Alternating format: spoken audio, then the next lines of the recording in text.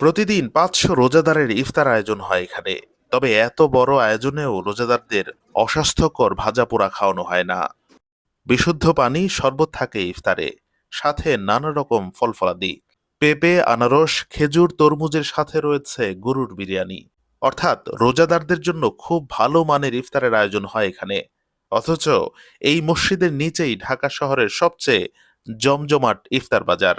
সেখানে হরেক রকম ভাজাপুরি এবং মুখরোচক খাবার বেচাকেনা হয়, কিন্তু তা চটকদার হলেও মোটেই স্বাস্থ্যকর নয়।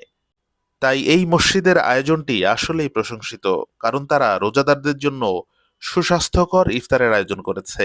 এখানকার ব্যবসায়ীদের উদ্যোগে এই অসাধারণ আয়োজনটি করা হয়েছে। আপনি হয়তো ইতিমধ্যেই বুঝে গেছেন কোন মসজিদের কথা বলছি।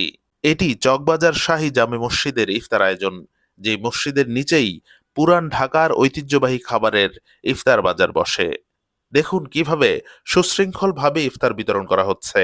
প্রথমে মাদ্রাসার শিক্ষার্থীদেরকে ইফতার দেওয়া হচ্ছে।